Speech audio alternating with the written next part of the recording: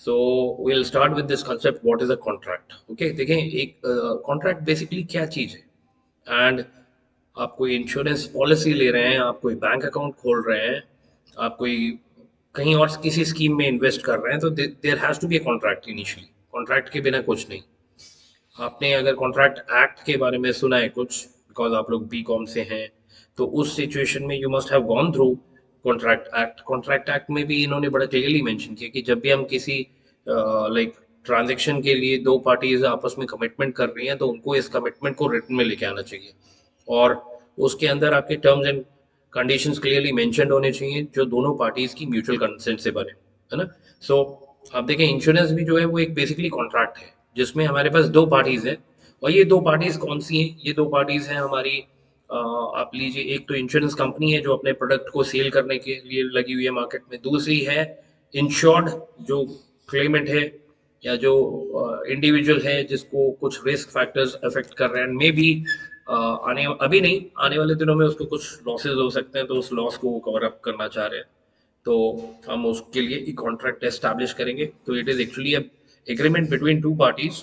And इसमें जो देखें, यहाँ पे इन्होंने फर्स्ट लाइन में लिखा है लीगल पर्पस, यानी जो पर्पस है इस पूरे कॉन्ट्रैक्ट का, it should be lawful, legal. हाँ, यानी मैं ऐसा नहीं कर सकता कि मुझे किसी को किडनैप करना है और वो किडनैपिंग अटेम्प्ट फेलियर हो जाता है, तो उसके लिए हमें कोई कंपनसेशन मिलना चाहिए.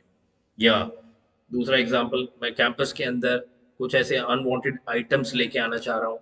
जैसे अल्कोहल इज प्रोहिबिटेड, हम ड्रिंक नहीं कर सकते कैंपस में, लेकिन कोई स्टूडेंट अपने बैग में अल्कोहल लेके आ रहा है और मेन गेट पे वो पकड़ा जाता है. तो ये जो हमारा अल्कोहल इन्होंने इम्पाउंड कर लिया, यानी जो उन्होंने ले लिया अपनी कस्टडी में, तो उस चीज़ के लिए हमें कोई कंपनसेट करेगा इंश्योरेंस पॉलिसी में. ऐसा नहीं हो सकता क्योंकि अनलॉफुल है.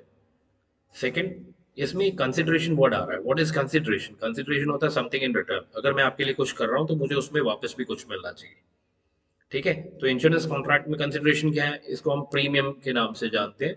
कि जब मैं इंश्योरेंस कंपनी को अपने रिस्क को ट्रांसफर करने के लिए कह रहा हूँ, तो वो जब मेरा रिस्क ले रहे हैं एक साइड से, तो वो कहीं ना कहीं उसके लिए कोई मॉनेटरी कंपनसेशन भी एक्सपेक्ट कर रहा है, जिसको हम प्रीमियम के नाम से कोट करते हैं. ठीक है. एंड यहाँ पे हम बात लिख रहे हैं अगर नेचर में, तो insurer agrees in consideration of premium to cover losses, यानी उनको प्रीमियम चाहिए तभी वो लॉस कवर करने के लिए इंटरेस्टेड है.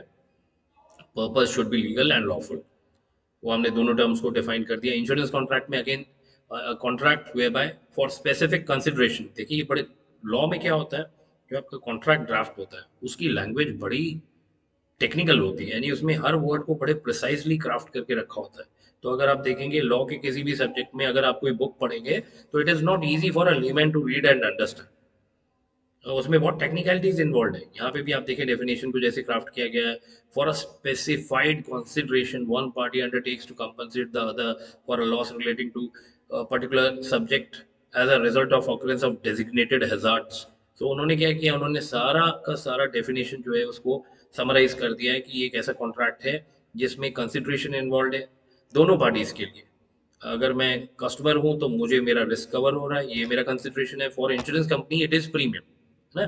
तो दोनों के लिए कुछ ना कुछ इस कॉन्ट्रैक्ट में है. और ये लॉस कब हो रहा है, is happening in future due to some reasons. अगर ये रीजंस हमारे इंश्योरेंस कॉन्ट्रैक्ट में कवर्ड है, तो मेरे को लॉस कंपनसेट करना उनके लिए मैंडेटरी है. ठीक है. सो ये चीज को देखते हुए आगे हमने बात की है, जो कॉन्ट्रैक्ट रहेगा, that is like, one is life insurance, जिसमें हम बेसिकली इंडेमनिटी की बात करते हैं. इंडेमनिटी मीन्स हम एक रिप्लेसमेंट कॉस्ट पे करने की बात करते हैं.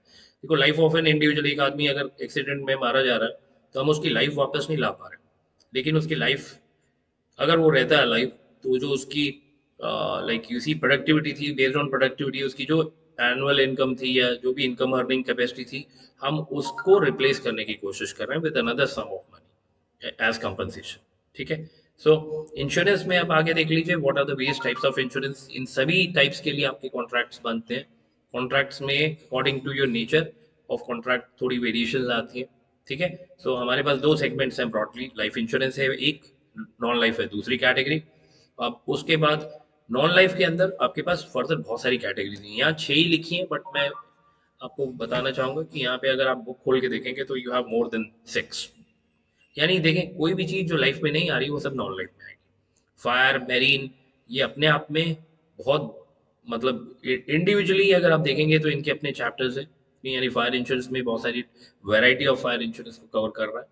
मेरीन इंश्योरेंस में ट्रांसपोर्टेशन से रिलेटेड इंश्योरेंस को टेक केयर कर रहा है। Transportation can be on roadways, railways, airways, sea route, किसी भी रूट से हम मूवमेंट में हैं तो उस ड्यूरेशन में जो भी लॉसेस हो रहे हैं वो किसी ना किसी रीजन से हो रहे हैं। जो रीजंस ये कवर कर रहा है उनको हम मेरीन इंश्योरेंस में स्टडी कर रहे हैं। तो पर्सनल एक्सीडेंट आप देखें, ये इंडिविजुअल लाइफ है। अगर नेचुरल डेथ होती है तो एक चीज, और दूसरी जो होती है वो एक्सीडेंटल डेथ होती है। तो हम एक्सीडेंटल डेथ को भी कवर कर रहे हैं इसमें। एविएशन, एविएशन में मीन्स यूजुअली जब हम कहीं घूमने जाते हैं तो हम ये स्पेशली मेरीन के अंदर आप इसमें देख सकते हैं इसके एंगल को, कि जो हम मेरीन के अंदर तीन सेगमेंट्स को डील करते हैं: हल, कार्गो एंड फ्रेट। हल का मतलब होता है जो व्हीकल का बॉडी स्ट्रक्चर है, आउटर है, इनर है, उसको कुछ डैमेज होगा, मॉनेटरी लॉस होगा तो हम उसके लिए कंपनसेशन ले सकते हैं। कार्गो होता है जो गुड्स मूव कर रहे होते हैं। बट यहाँ पे हमने बात की, हम एविएशन की बात कर रहे हैं। एविएशन और नॉर्मल कार्गो में फ़र्क क्या है कि एविएशन इंडस्ट्री में mainly human resources being moved from one place to another place. तो दोनों में फ़र्क ये है कि मेरीन इंश्योरेंस में हम जो मेनली है वो कार्गो की बात करेंगे, और एविएशन में हम ह्यूमंस की बात करेंगे। Human movement, transit from one place to another place through airline sector, क्योंकि एविएशन की बात हो रही है। ठीक है, थर्ड पार्टी इंश्योरेंस की बात कर रहे हैं। ये भी व्हीकल एक्ट के अंदर आप देखें, मोटर व्हीकल एक्ट के अंदर it is mandatory to have third party insurance. तो जो 6 पॉइंट उन्होंने मोटर इंश्योरेंस लिखा है वो बेसिकली थर्ड पार्टी कवर जो है वो कहीं ना कहीं मोटर इंश्योरेंस में रख रहे हैं। क्योंकि इसमें जब भी आप गाड़ी चला रहे हैं तो गाड़ी अगर कहीं पे लाइक गाड़ी का कोई डैमेज होता है तो ये नॉर्मल मोटर इंश्योरेंस में कवर हो जाएगा। ड्राइवर को कोई इंजरी होती है तो भी ये भी आप उसी व्हीकल इंश्योरेंस में कवर कर सकते हैं।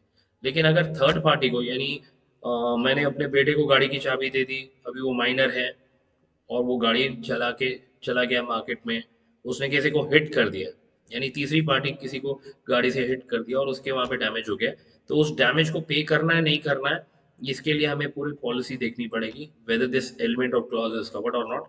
अभी मैं स्ट्रेट फॉरवर्ड तो आंसर ये दूंगा कि इस वाले में नहीं अलाउड होगा, क्योंकि वो माइनर है। तो माइनर गाड़ी चलाएगा, लाइसेंस तो है नहीं, तो गाड़ी कैसे चला रहे हैं? तो जो भी गाड़ी के लिए चाबी दे रहा है, जो गाड़ी का ओनर है, जो उसको अपनी गाड़ी दे रहा है, तो they are personally held accountable for it. तो इंश्योरेंस कंपनी उसमें कंपनसेट नहीं करेगी।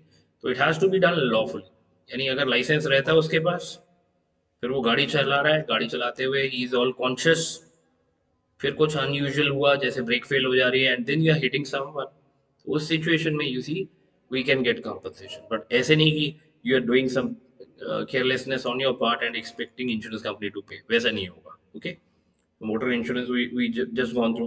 मैंने हल बताया, कार को बताया, and then freight. Freight means जो हम गाड़ी, जैसे गाड़ी का भाड़ा होता है, हम लोगों को अगर बस में जाना है तो हमें बस में बस वाले कंडक्टर को फेयर पे करना पड़ता है ना? अगर यही चीज हम गुड्स के लिए कहें तो गुड्स के लिए फेयर नहीं पे करते, उसके लिए हम पे करते हैं फ्रेट।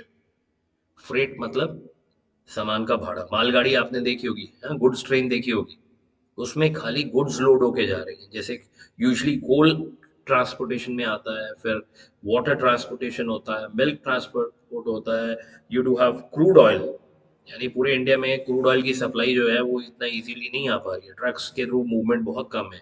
आप देखें ट्रेन, गुड्स ट्रेन में पूरा पूरा train 30 40 50 like wagons back to back जो हैं वो सारा क्रूड ऑयल लेके जा रहे हैं। आपकी कोस्टल सिटीज जहाँ से वो मतलब प्रोसेस हो गया है वहां से लेके लोडिंग होके फिर वो डेस्टिनेशन अक्रॉस इंडिया वो डिलीवरी दे रहा है, and this is happening 24/7 through out the year. ठीक है, तो वो ट्रांजिट के टाइम पे अगर कुछ प्रॉब्लम होती है will cover it into insurance. अब ये कुछ चीजें जो बहुत इंपॉर्टेंट है आपको यही देखना चाहिए। ये क्वेश्चन, इस पे क्वेश्चन भी आ सकता है कि what are the various conditions necessary for a contract. सबसे पहले तो आपको ये समझना पड़ेगा there has to be an offer. Okay, पहला पॉइंट एग्रीमेंट है, लेकिन विद इन ब्रैकेट आप देखो उसमें ऑफर एंड एक्सेप्टेंस दो चीजों को रखा गया है। ऑफर मतलब देखो, इस पे मैं थोड़ा सा बेसिक रखते हैं। एग्रीमेंट मींस रिटन एग्रीमेंट की बात कर रहे हैं। सो एग्रीमेंट करने से पहले हमको ये इंश्योर करना है कि जो हमारे दो पार्टीज हमारे सामने आए हैं उनमें से कोई एक जो है वो ऑफर कर रहा है और दूसरा जो है वो उसको एक्सेप्ट कर रहा है। अब बहुत बेसिक एग्जांपल, अब जैसे मैं किराए के मकान में रहता हूँ, तो मेरे को मकान किराए पे चाहिए था, तो हम एक मकान ढूंढते हुए एक ब्रोकर के पास पहुंचे, ब्रोकर उस मकान मालिक के पास लेके गया। अब जब मकान मालिक के पास लेके गया तो मकान मालिक को हमने ऑफर दी कि हम आपका मकान किराए पे लेना चाह रहे हैं, ठीक है, सो दिस इज एन ऑफर। अब मकान देखने के बाद मकान मालिक ने हमारे से रेंट की नेगोशिएशन की, और रेंट की नेगोशिएशन अगर फाइनल हो जा रही है तो सामने वाली पार्टी उसके लिए एक्सेप्टेंस भी दे रही है कि ये जो कॉन्ट्रैक्ट, ये जो ऑफर है हमने दी, उसमें थिंग्स वर वेरी क्लियर कि हम कम से कम 2 साल के लिए रुकेंगे, ये कंडीशन हमने पुट इन कर दी। दूसरी हमने कोट की कि हमें एनुअल रेंटल 5% 10% हाइक ओके है, no problem, but not more than 10%। उसके अलावा कुछ और टर्म्स एंड कंडीशंस जो दोनों पार्टीज के म्यूचुअली कंसेंट से रखी गई वो रखी गई, रेंट भी दिखाया गया कि कितना है, और फिर आपका एनुअल कॉन्ट्रैक्ट जो है वो रिन्यूअल कब होगा, यानी यूजुअली 11 महीने के ये बनते हैं कॉन्ट्रैक्ट, रेंट डीड जो है वो 11 महीने की बनती है, उसके बाद फिर से रिन्यू कराना पड़ता है, ठीक है। सो अब देखें इसमें क्या है, ये बेसिकली फर्स्ट एलिमेंट को कवर कर रहा है कि आपका जो एग्रीमेंट है, रिटन एग्रीमेंट जिसमें दोनों पार्टीज ने साइन किया है, हम वो यूजुअली स्टैम्प पेपर पे करते हैं। स्टैम्प पेपर पे करने का पर्पज ये है कि हम जो अथॉरिटी है, यानी जो न्यूट्रल बॉडी रहेगी, वो कोर्ट रहेगी, उसको हम इंटरवीनर बना रहे हैं कि कल की डेट में अगर हम दोनों के बीच में कोई, दोनों पार्टीज के बीच में कोई डिस्प्यूट होता है तो ये थर्ड पार्टी बीच में इंटरवीन करेगी, तो stamp paper is required.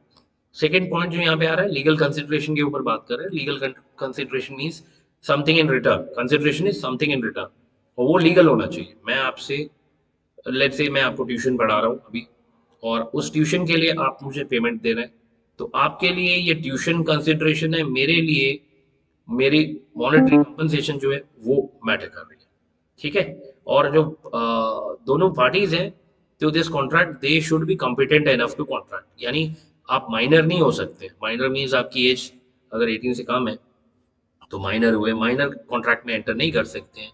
If it is a contract where profit and loss both is there, ठीक है, तो आप थोड़ा सा उसको देख लीजिए, उनको उनके लीगल गार्डियन को एंटर करना पड़ेगा on your behalf.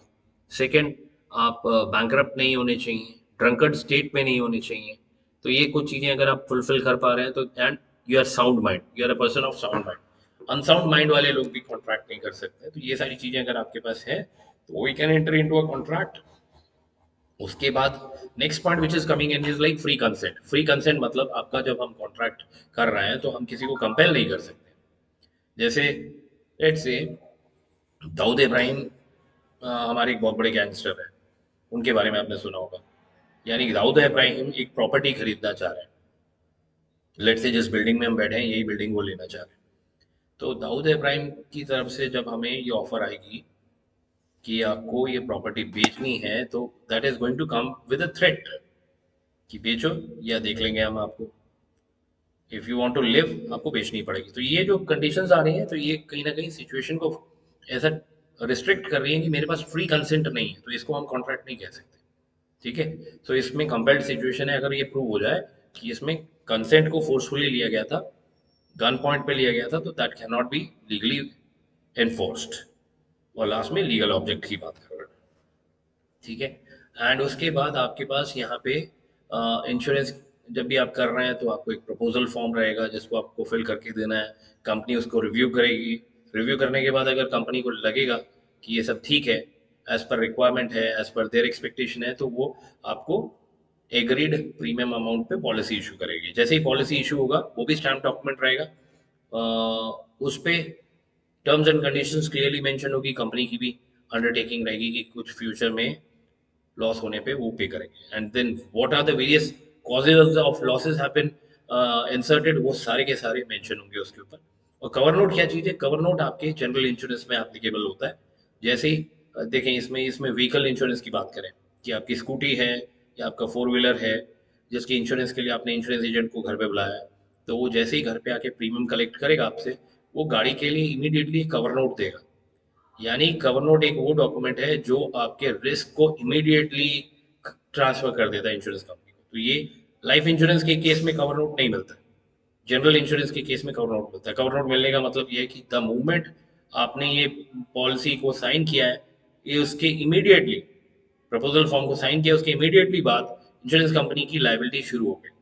But in life insurance के केस में क्या होता है, आप प्रपोजल फॉर्म भरते हैं, उनके पास जाता है, वो स्क्रूटनाइज करते हैं, उनकी स्क्रूटनी होने के बाद अगर उनको जचे तो वो उस चीज के लिए ओके करते हैं, ठीक है। सो वहां पे कवर नोट का कंसेप्ट नहीं है, वहां वेटिंग टाइम होता है कुछ 10-15 दिन, जिसमें कंपनी अपना डिसीजन लेके कम्युनिकेट करती है वापस।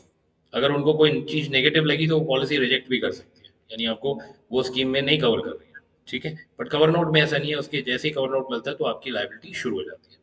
नेक्स्ट की कुछ टाइप के सर्टिफिकेट्स हैं जो उन्होंने मेंशन किया है: certificate of car insurance, certificate of liability insurance, certificate of workman compensation. चलिए, another term which is coming in is like partial insurance. What is partial insurance? Partial insurance का मतलब है कि आप कुछ एक रिस्क फैक्टर को एक्सक्लूड करते हुए कवरेज दे रहे हैं।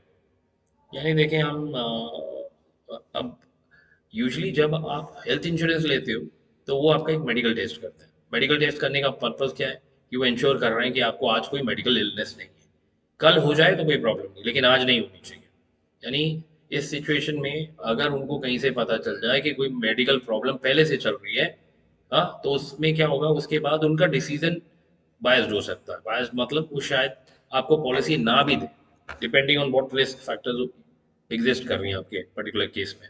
तो यहाँ पे पार्शियल इंश्योरेंस का मतलब ये है कि इंश्योरेंस कंपनी कभी कभी, देखो, एक एग्जांपल से इसको समझते हैं कि जैसे आपका मकान है, मकान में आप कहाँ से डैमेज एक्सपेक्ट कर रहे हैं?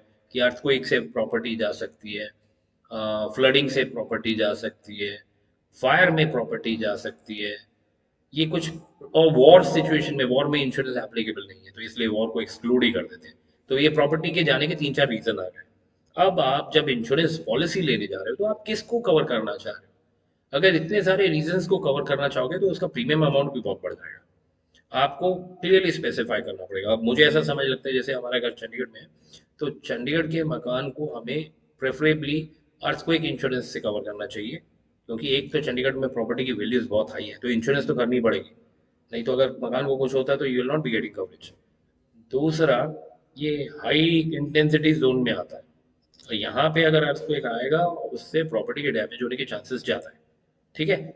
ये मकान जो है वो लोन से लिया गया, तो पहले कुछ साल जब लोन चल रहा था तो बैंक वाले हर साल इंश्योर करते थे कि इंश्योरेंस पॉलिसी ली जाए, प्रीमियम वो खुद ही से डिडक्ट करके कर देते थे। बट उसके बाद से, जब से ये पेमेंट लोन की कंप्लीट हो गई है, उसके बाद से जो ये हमारा मकान है, हम उसकी प्रॉपरली इंश्योरेंस नहीं करवा रहे। व्हाट इट लीड्स टू, कि ये रिस्की सिचुएशन में लेके जा रहा है, कहीं कुछ हुआ तो you have to suffer everything from your pocket, अपने से ही बेयर करना है। ओके, सो पार्शियल मीन्स कुछ एक एरियाज में आपने कवरेज ली है, कुछ एक एरियाज को आपने छोड़ दिया। So what are the various documents required for insurance policy, आप इसमें देख लीजिए, will go through.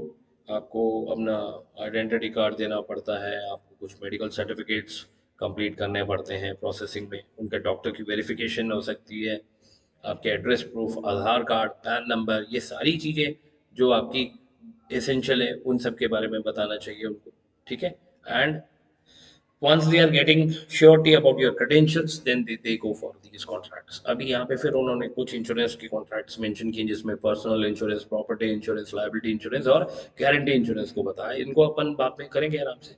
So fundamentals of इंश्योरेबिलिटी उन्होंने कोट किया कि बेसिकली हो क्या रहा है यहाँ पे। हम इंश्योरेंस को जब भी हम स्टडी करते हैं तो हम ये देखते हैं कि इसमें जो बेसिक एजम्पशन ली गई है ना, कि बहुत सारे लोग इकट्ठे आएंगे तो हम एक ये सिस्टम को चला पाएंगे, सब लोग थोड़ा थोड़ा प्रीमियम देंगे, तो उनमें से देखें, हमेशा होता ही है कि 100 लोग अगर किसी रिस्क को कवर करने के लिए एकजुट हो रहे हैं, तो जरूरी नहीं है कि 100 के 100 लॉसेस में जाएंगे।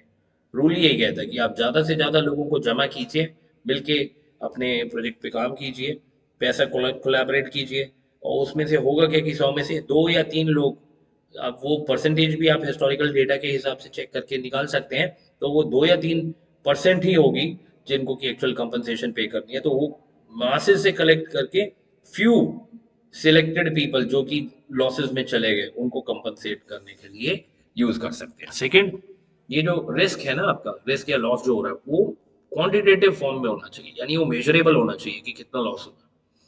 Next, probability of occurrence of loss, ये भी कुछ आपके पास होनी चाहिए, क्योंकि अगर आपके पास प्रोबेबिलिटी नहीं है तो फिर आप प्लानिंग नहीं कर सकते।